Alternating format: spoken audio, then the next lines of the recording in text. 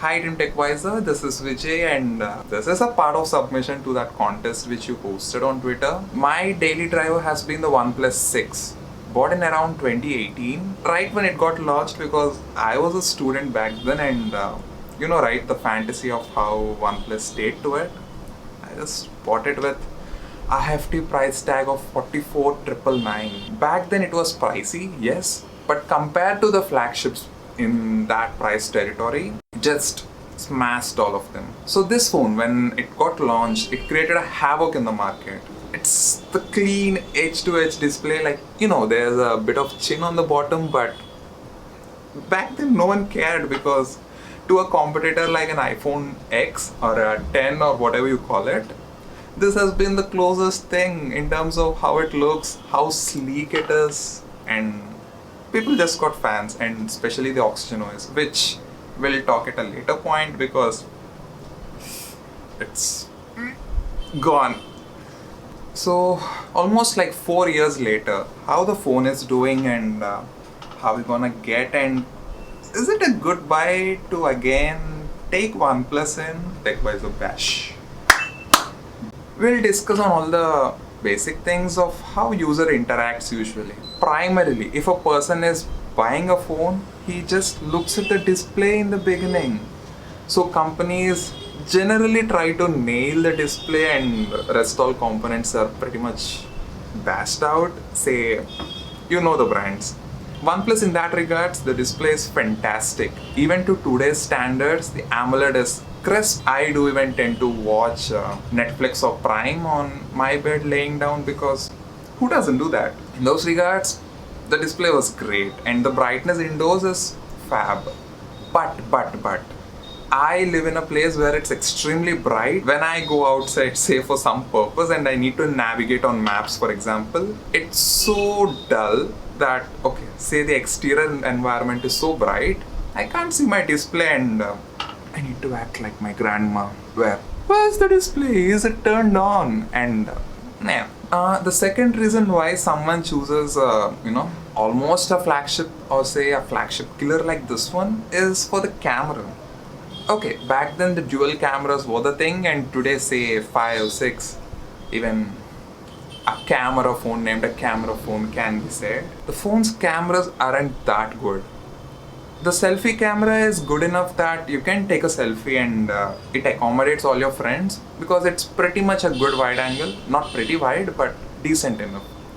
The back cameras, especially the monochrome sensor, why they put it, I don't know, and I guess it doesn't serve any purpose. The primary camera though is better than all those existing, the budget phones, but as to a flagship killer, no, because the photos seem almost like a little washed out. The colors aren't that consistent. The night photography is terrible, and the camera app lags a lot, and sometimes unexpectedly it just shuts down. So nothing can be done in those regards, and I feel like, okay, it's been 3 years, right? So getting adjusted. And when people buy a phone, they even look for how much is the battery staying or what's the stamina of the phone. So back then I used to play PUBG a lot, say 4 or 5 hours a day, followed by some calls and especially connected on Bluetooth, and I do even listen to songs because chilling out is the thing, followed by some camera snapshots and sometimes even navigation because I tend to get lost in my new places mostly. Even after that, I still used to have around 10 or 12% battery left. But 3 years later, just before I replaced my battery, it's hardly lasting 3 hours. And that 3 hours too is pretty much like generic. I do watch YouTube a lot, kinda like I used to watch 8 or 9 hours altogether, like everything, the overall screen on time. But now it's around 2 or 3 hours, and after that 30% is left. Battery degradation is a thing, especially with how fast this phone charges. Okay, I get it. In today's norms, 120 watts, 150 watts, or say a bonkers 1 kilowatt hour. Battery charges pretty quick also, and recently I got my battery replaced as I was using my phone, and not only mine, even a lot of my friends OnePlus 6 got smashed with no reason. Like, we didn't drop the phone, nor it was water damaged, or it didn't get hit by a truck. But even then, in my case, I was using my phone, and after the call, I just wanted to cut the call, and that's it. The screen wasn't turning on whatever I do. I thought maybe a software issue, so I tried to restart it, and that's it.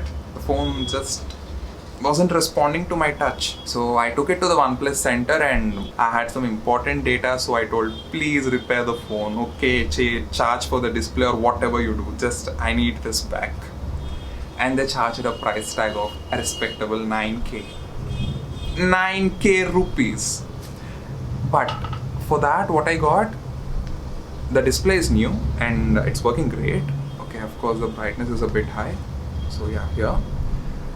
Along with that, even my frame was a bit damaged because, right, 3 or 4 years of a college student use involves. So with that, so yeah. Even the frame got replaced, the screen got replaced, the battery was changed to a brand new one, and the speaker was like teeny because of all the dust accumulated, and that got cleaned as well. So you can say the phone is pretty much replaced now. The phone is doing good, even though the Oxygen OS thing is being ported into Color OS. One good thing buying OnePlus 6 was this won't be getting the Oxygen OS latest version, as you say, the Color OS meme. That won't be coming in this, so I can at least experience 90% of the Oxygen OS. My experience is pretty great with the OnePlus 6. The current standard, I don't know, because I don't have a latest phone of OnePlus. Am I regretting the decision of buying this? Probably not, because it's still lasting me. It has a great stamina.